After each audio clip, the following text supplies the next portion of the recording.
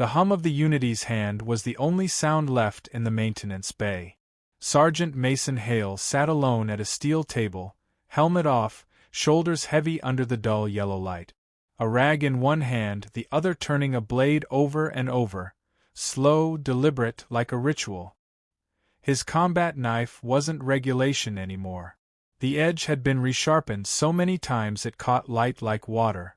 Along the flat of the blade, small, almost invisible engravings shimmered as he worked the cloth along the metal. One for every unit lost. One for every mission that went bad. And at the very end, near the hilt, a small, curved insignia of the Carnathi Empire. The mark of the enemy. The steel door hissed open behind him. Mason didn't look up. Human, a deep, resonant voice said, guttural, but controlled. I was told this bay was unoccupied. Guess they were wrong, Mason replied, still working the rag. The alien stepped into view, Ambassador Threxcal, though ambassador was a polite lie. The Carnathi warrior was massive, scales like burnished bronze, a ceremonial mantle draped across his broad shoulders. His species looked carved from the idea of war, all ridges, claws, and eyes that never stopped calculating. He looked around the bay with quiet disgust. You sit among the machines that tore through my fleets, he said. Do you not find the echoes unpleasant? Machines don't choose their orders, Mason said. People do. And we're both still here. A silence stretched between them. Mason continued cleaning, the slow rhythm of cloth over metal. The air smelled faintly of oil and ozone. Threxcal's gaze drifted to the knife. His head tilted slightly. You polish your weapon as if preparing for another fight. It's not a weapon right now, Mason murmured. It's memory. The alien took a step closer. The light caught the engravings. His pupils narrowed to slits. Those symbols. Mason's hand stilled. Threxcal leaned in. You mark your blade with emblems of your kills. I see them. Human military sigils, and there. His claw extended toward the hilt. That one is ours. Mason didn't move. Yeah. The ambassador's tail coiled, a low rumble vibrating in his throat. You desecrate our crest with human steel. Mason finally met his eyes, calm, steady, and utterly unflinching. It's not desecration. Threxcal's spines flared. Do not insult my intelligence. You carve the fallen as trophies. No, Mason set the knife down carefully, as if it were something fragile. They're not trophies. They're names. Threxcal's eyes narrowed. Names of whom? People I served with, Mason said quietly. Every emblem is a unit that didn't come back. And that one, he nodded toward the Carnathi crest. That's for the ones your fleet lost. The ones I had to bury with ours. The alien froze. The air between them changed, like static before a storm. Mason continued, voice low but steady. We found them after the orbital strike. Your drop ships were scattered across the plain. No medevac came. My team went in for recon and found 24 Carnathi still alive. Dying, mostly. Threxcal's throat tightened. His kind had a particular way of breathing when anger battled grief. Mason looked down at the blade. We patched what we could. Morphine, rations, water. They still died. But they died next to humans who wouldn't let them rot in the dust. The alien stared at him, motionless. I carved that crest the night after, Mason said. Because they earned it. Same as ours. For a long time, there was only the sound of the ship's engines thrumming through the hull. The alien's clawed hands flexed, then relaxed.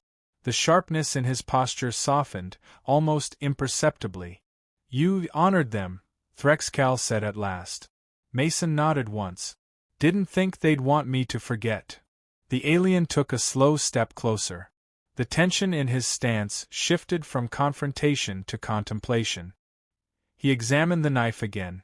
The tiny engravings, so careful they could have been drawn with reverence instead of pride. In the faint light, he saw it differently now. Not a predator's mark, a soldier's grief. We were taught, Threxcal murmured, that humans consume their victories, that you devour honor as fuel. Guess your teachers never met anyone who had to count the cost, Mason said. Threxcal studied him a long moment. Then, almost ceremonially, he reached up and unclasped a thin piece of metal from his armor, a shard of burnished bronze with his clan's crest etched into it. He turned it over in his clawed palm. He placed it on the table beside the knife. Mason frowned. "What's that?" "An emblem," Threxcal said. "For those I commanded. Those who fell. You remember ours, then remember mine as well." For the first time, Mason's composure cracked, just slightly. He nodded once, wordlessly. Threxcal inclined his head, a slow, deliberate gesture of alien respect. "You clean your blade with care, human. Continue to do so. For every mark upon it now speaks to me, not of war, but of understanding." He turned to leave, his heavy steps echoing off the steel. Just before the door sealed behind him, he paused. "Sergeant Hale." "Yeah. When the next peace accord is written, I will see to it that your kind's dead, and ours, are remembered together." Mason didn't answer. He just looked at the blade again, at the rows of tiny symbols that had outlasted the blood behind them, and wiped one last smear from the steel. The light caught on both crests, human and alien, side by side. And for the first time since the war ended, the knife gleamed clean. The next morning, the Unity's hand drifted through neutral orbit, suspended in that uneasy quiet between two galaxies that used to fire on sight. The ship was half Terran steel, half Carnathi alloy, every corridor a blend of languages, philosophies, and suspicion. Sergeant Mason Hale walked its halls in silence. No salute followed him. Soldiers of both species avoided his gaze, though word of what had happened in the maintenance bay had spread fast, faster than any official briefing. Humans whispered about him like he'd made peace with a ghost. Carnathi soldiers stared as if unsure whether to bow or bare their fangs. He didn't care. He was just heading to the council chamber. Orders.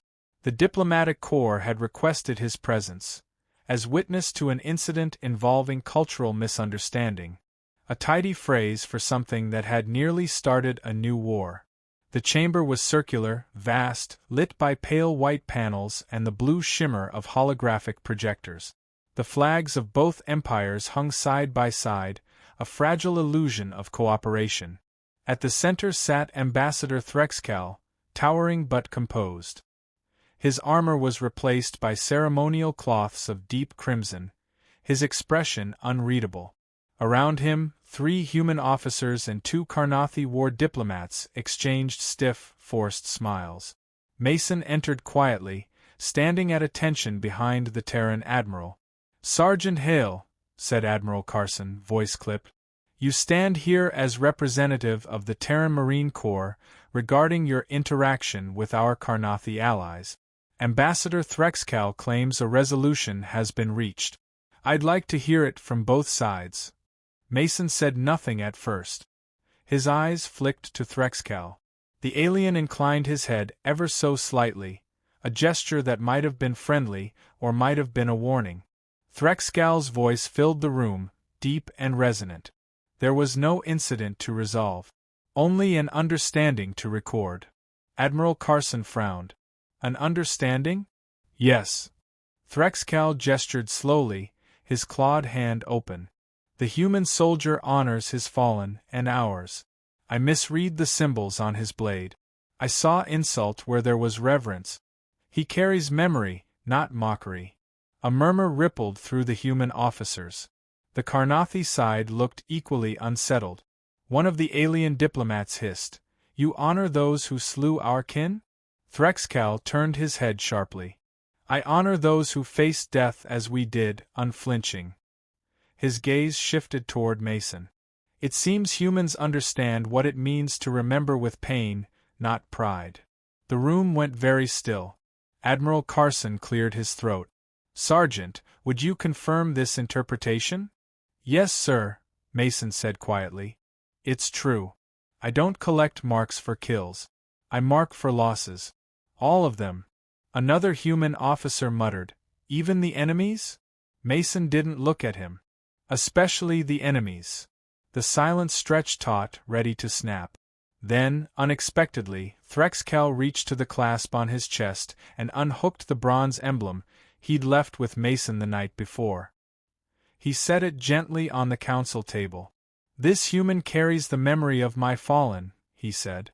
"And I carry the weight of his. That balance is sacred." Carson's jaw tightened. "You speak as if a ritual was performed." "It was," Threxcal replied simply. "One of blood not spilled." The Karnathi delegation murmured among themselves, tails flicking in agitation. The admiral leaned back, studying Mason. "You realize, Sergeant, your actions could be interpreted as political." "Then interpret them how you want," Mason interrupted softly. "It doesn't change what they meant."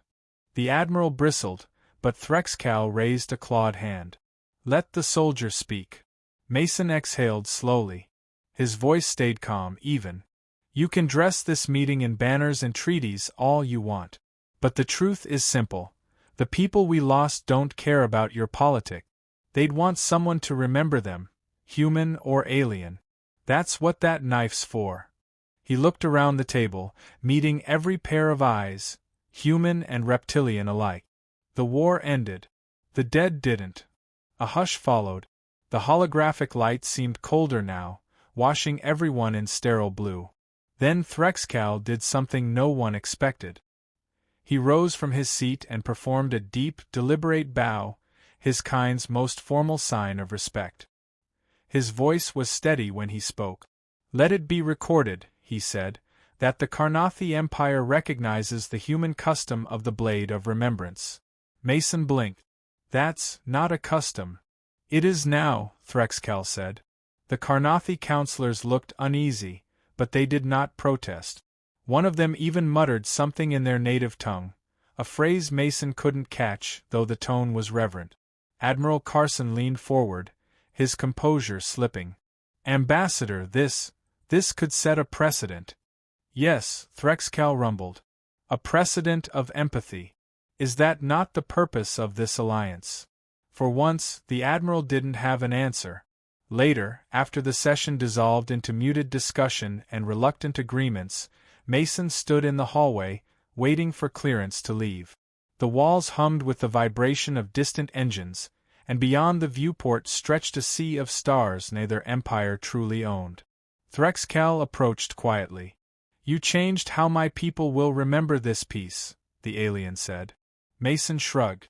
"Didn't mean to. Most changes worth making begin that way." The alien extended a clawed hand, a strange, deliberate mimicry of a human handshake. Mason hesitated, then grasped it. The alien's grip was cold, firm, weighted with something ancient. Threxcal leaned closer. "There will come a time when our kind fights together again, not against each other. When that happens, carry that knife. Let the enemy see what it means." Mason smirked faintly. "You really think we'll ever fight on the same side?" Threxcal's eyes glinted, golden and knowing. "I think the stars are not done testing us." He turned and strode away, cloak swaying, leaving Mason alone with the echo of those words. Mason looked down at his hand, faint traces of bronze dust where the alien's scales had touched him. He brushed them off, then reached for the knife at his belt, thumb tracing the tiny emblems. For the first time, he added one more mark, a small, curved line beside the Karnathi crest. Not for loss. For understanding. The peace that everyone had sworn to protect lasted exactly 9 days. The Unity's hand had been charting a neutral patrol route through the debris fields left behind from the Terran-Karnathi conflict, vast rings of shattered metal orbiting a dying red star. The region was quiet, unclaimed, a graveyard of old battles. Until the sensors screamed. Captain Amsel's voice cut through the ship's intercom. "Unknown vessel detected. Vector 72 Delta, closing fast. Not in any known registry." Every deck came alive with movement, boots, claws, alarms. Mason Hale was already at the armory when the alert came, strapping into light armor that still bore faded scorch marks. The corridors flickered red with emergency lighting. Across the room, Threxcal entered, his ceremonial robes gone, replaced by the deep cobalt combat harness of a Karnathi field warrior.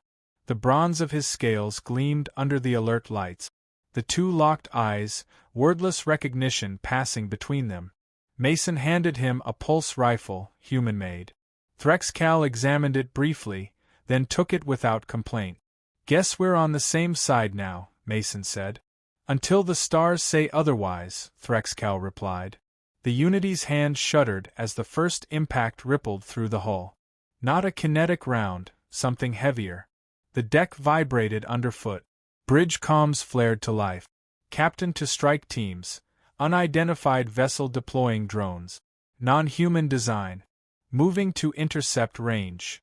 The feed flickered, a grainy image of a black, angular craft surrounded by hundreds of smaller drones, glinting like shards of glass. Their movements were wrong, too smooth, too silent. "Not Karnathi," Threxcal muttered. "Not Terran either." "Someone else found our graveyard," Mason said. They reached the forward airlock, joining a mixed squad of humans and Karnathi Marines. The atmosphere was thick with distrust, but necessity was a stronger glue than diplomacy. "Orders are simple," Mason said, his tone steady. "We hold the hangar line and make sure nothing gets through. Let command figure out what the hell these things are." Threxcal growled approval, double-checking his weapons charge. "A worthy test of our new piece. Let's try not to fail it." The first drones came through like a metallic tide. Spindly, jointed, their shapes shifting in the flicker of emergency lights, each one built for killing efficiency. The hangar erupted in gunfire. Human plasma bursts mingled with Karnathi particle lances, the air glowing with energy discharge. Sparks showered from bulkheads as drones broke through the front line. Mason dropped two with precise shots to their sensor cores. Threxcal cleaved another apart with a powered blade, molten circuits spilling across the floor. "Adaptive armor," Threxcal shouted over the chaos. "They're learning our frequencies. Then keep changing them." Mason snapped back. "Don't give them time to adjust." He reloaded, knelt beside a fallen Marine, and saw something that froze him. A drone peeling open the soldier's armor, absorbing the material into its frame. "Threx, they're feeding on us." The alien roared, launching himself into the fray, claws tearing into a drone's chassis. "Then we starve them." For 20 brutal minutes, the bay became a storm of metal, fire, and screams. Humans and Karnathi fought shoulder to shoulder, their movements instinctively coordinated now.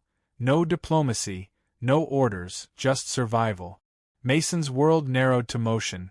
Aim, fire, move, breathe. He could smell ozone and blood in equal measure.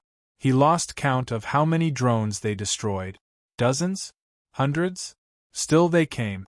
"Fall back to secondary barrier," Mason yelled. "We're getting overrun." A drone leapt for him, too fast. He braced, but before it struck, a massive claw impaled it midair.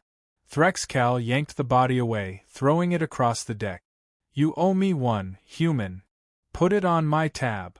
Then the world exploded. A drone detonated against the hangar bulkhead, breaching pressure seals. The sound was deafening, air roaring outward, metal shrieking. The force threw Mason backward. His helmet slammed the deck. His vision blurred. Alarms blared. Red lights spun wildly. Half the bay was open to vacuum now, a shimmering energy field the only thing keeping them from being sucked into the void. Through the haze, he saw Threxcal pinned under debris, struggling to lift a support beam off his leg. Mason didn't think. He just moved. Crawling through smoke and sparks, he grabbed the edge of the beam and heaved with everything he had. The alien's armor creaked, his scales cracked from the pressure. "Leave me," Threxcal snarled. "Seal the breach." "Not happening," Mason grunted. "You don't get to die after making peace." With a final push, the beam shifted enough for Threxcal to drag himself free. Mason hauled him upright. "Go!" Mason shouted. "Fall back to the inner bay." Together they stumbled through the smoke as more drones poured in through the breach. Mason turned, firing until his rifle clicked empty. Then he drew the knife, the one with the engravings. Its steel caught the light of the burning hangar, two crests shining side by side.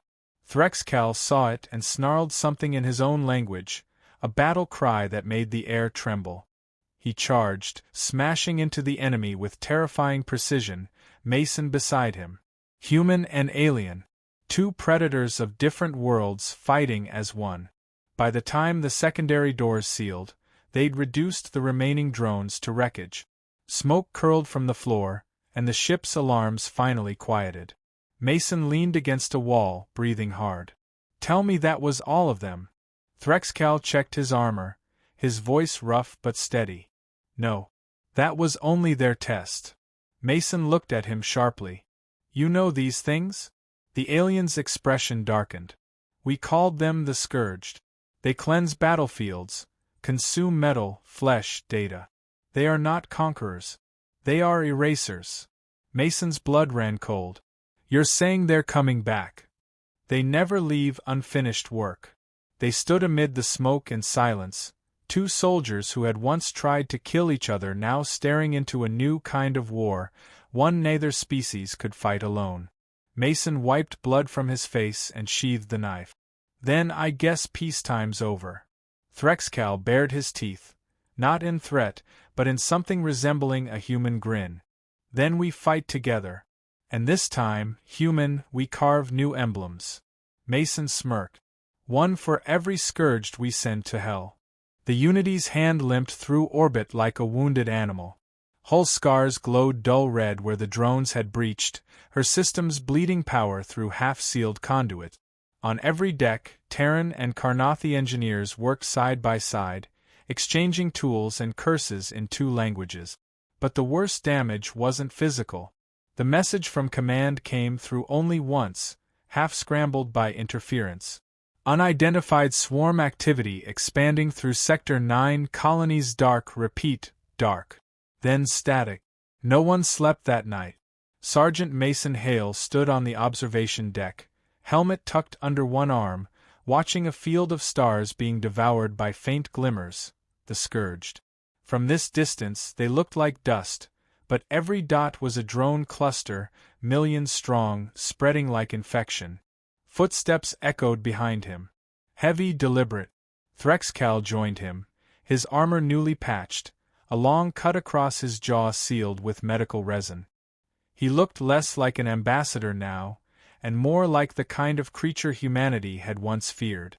"They multiply faster than fire," Threxcal said, voice low. "My people's archives warned of this. When the Scourged come, worlds vanish." "Yeah," Mason murmured. "Guess they decided we make a nice encore." For a moment, neither spoke. The silence between them was heavier than any battlefield.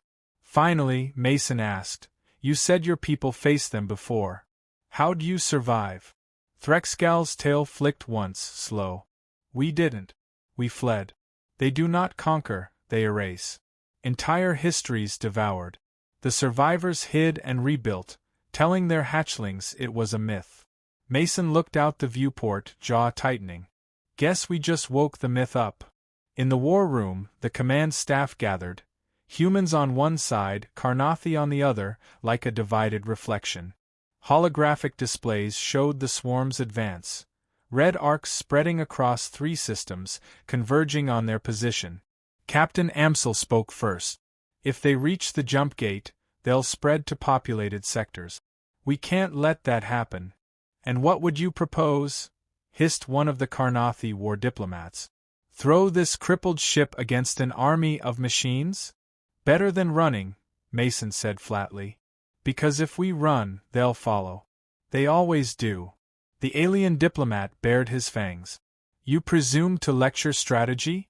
Mason leaned forward. "I've fought things that bled. I've buried men who didn't. These don't do either. So yeah, I'll lecture whoever needs to hear it." A tense silence followed, until Threxcal rumbled, "He is correct." All eyes turned to him. "The Scourged feed on energy signatures," the alien continued. Every reactor, every data stream, it draws them. If we overload the wreckage field around this star, we can lure them in. Detonate everything at once. Captain Amsel frowned. A trap. A funeral pyre, Threxcal said. If it burns bright enough, it may erase them, or at least buy time for others to prepare. Amsel nodded slowly. And the Unity's hand? Threxcal met Mason's gaze. She lights the fire. Hours later, the ship moved through the graveyard, drifting between skeletal hulls of destroyed warships, each a relic of human and Carnathi dead. They were rigging the wrecks with explosives, connecting power conduits, sinking timers. Mason led a human team along a shattered dreadnought, magnet boots clanking over fractured plating. The void beyond was silent, too silent. Threxcal's voice crackled over comms. The Scourged have entered the field. Time to detonation, 12 minutes. Copy that, Mason replied. We're almost done here. He attached the last power coupling and looked around, endless wrecks stretching in every direction, their surfaces etched with battle scars that matched his knife. Hell of a place for a last stand, he muttered. Appropriate, Threxcal replied. Where both our wars ended, another begins. The first drones appeared as black specks against starlight. Then hundreds. Then thousands. They moved like liquid, a swarm of glass and steel. Contact, contact, shouted a Marine. They're locking onto our signal. Get back to the Unity. Move. Mason fired into the swarm, plasma bolts cutting glowing arcs across the void. Drones shattered and reformed, fragments stitching themselves into new shapes. He felt the impact tremor through his suit. Mason, Threxcal growled over comms. Fall back now. Not yet. Still have to link the detonator sequence. Mason. Do it. Mason snapped. You've got the codes. Finish the job. There was silence. Then Threxcal's voice, grim and resolute. Understood. Mason sprinted across the broken hull, his tether lines straining as explosions blossomed behind him. One drone latched onto his arm. He stabbed it through with his knife, twisting until sparks flared. The engravings along the blade glowed faintly from the heat. He reached the edge of the wreck just as the final countdown echoed through his helmet. 5, 4, 3. A massive hand seized his shoulder. Threxcal. The alien had come back for him, thrusters burning. You said not to die after making peace, Threxcal snarled. That includes you. Before Mason could argue, the alien launched them both from the wreck. Their thrusters flared white, and the starfield behind them erupted. The entire graveyard went supernova. Light swallowed everything. The blast rolled outward, vaporizing drones in waves, turning debris into incandescent rain. Mason's visor darkened automatically, but the brightness still burned through his vision. He felt the shockwave hammer his suit, then the cold silence that followed. When the glare faded, the swarm was gone. Only scattered fragments drifted in the void, and the faint outline of what had once been warships, now reduced to dust. Back aboard the Unity's hand, medics rushed to meet them as the airlock sealed. Mason's armor smoked, his oxygen meter flashing red. Threxcal was half limping, one leg dragging. But they were alive. Captain Amsel approached, eyes wide. The swarm? Gone, Mason rasped. For now. Threxcal straightened, his voice steady despite the exhaustion. The fire held. Amsel exhaled in disbelief. You two just bought half the sector a chance. Mason reached down to his belt. The knife was still there, scorched but intact. The engravings were blackened, but the two crests, human and Carnathi, remained untouched. He ran his thumb across them. Guess it's time to add another mark. Threxcal tilted his head. For what purpose? Mason looked out the viewport, where the last embers of the explosion faded into darkness. For what we burned together. The alien nodded slowly. Then leave room. There will be more. 3 weeks after the fire that lit the graveyard, the Unity's hand floated in drydock above New Ceres Station, neutral territory, half Terran, half Carnathi. The ship was scarred, patched with mismatched plating, her hull still scorched from the blast that had saved a dozen colonies. But in the silence between the repairs, something new had taken root, not distrust, not truce. Understanding. Sergeant Mason Hale sat in the observation ring, alone again, his armor traded for a dark duty jacket. Before him lay the knife, his constant companion, its blade dulled by time and war. The emblems were blackened from the explosion, some barely visible. He turned it in the light. So much memory carved into such a small thing. Behind him, the airlock cycled open. He didn't have to look up. "I figured you'd find me here," he said quietly. Threxcal's heavy steps approached.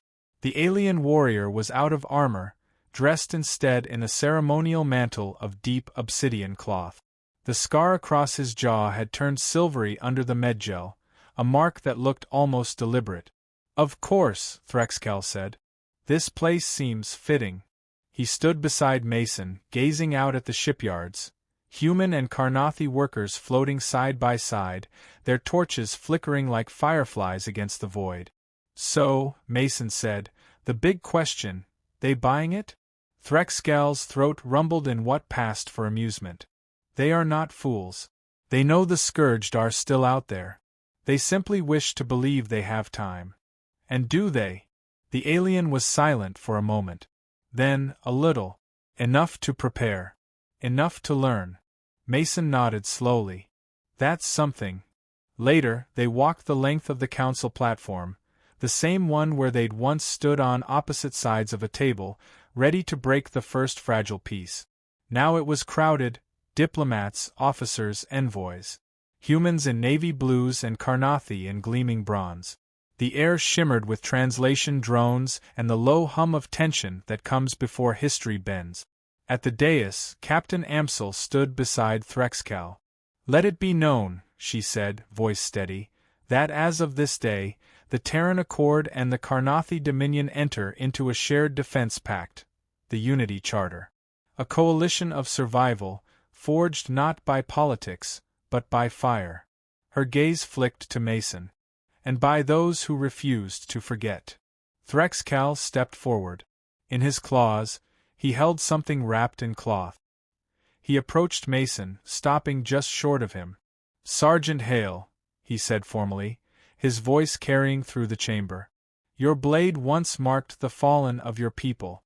Then, it carried ours. It has come to mean more than grief. It is proof that remembrance binds us stronger than blood." He unwrapped the cloth.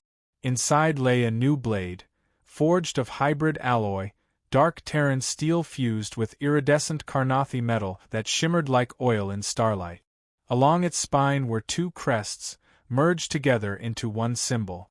Threxcal held it out with both hands. "In my culture, when a warrior's blade endures more than its master, it becomes a relic.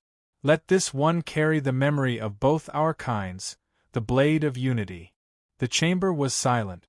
Mason looked down at the weapon, then at his old knife on the table beside him, scarred, blackened, heavy with ghosts. He took the new one gently. "I don't know if I'm worthy of that."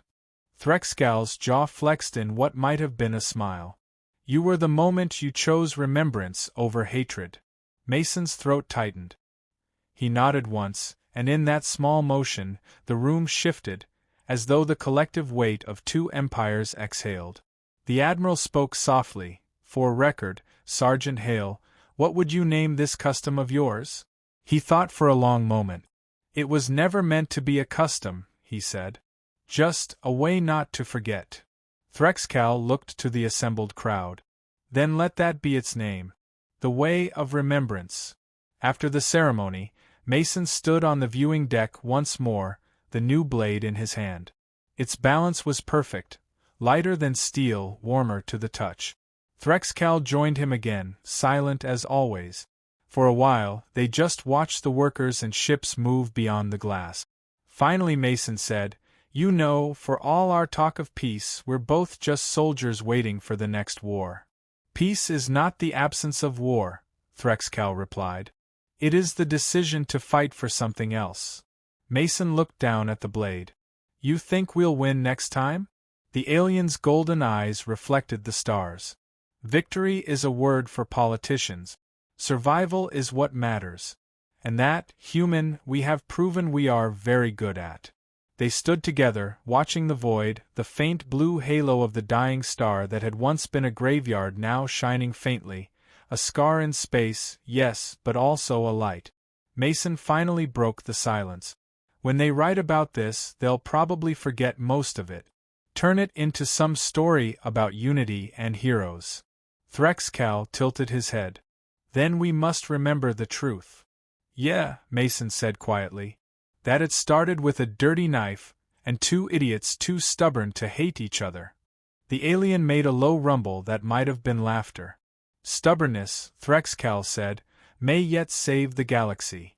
Mason smiled faintly, then sheathed the blade of unity at his side. The sound it made, metal sliding against metal, was clean, final, right? Then let's make sure there's something left worth saving, he said. They turned toward the corridor, two soldiers from two worlds walking side by side, not in truce, not in pity, but in purpose. And as the Unity's hand prepared to leave orbit once again, her hull gleamed against the void, a single line of light in endless darkness, carrying the memory of all who came before. The knife, now resting at Mason's belt, caught that light one last time, two emblems fused into one, and for a heartbeat, it looked like the stars themselves bowed in respect.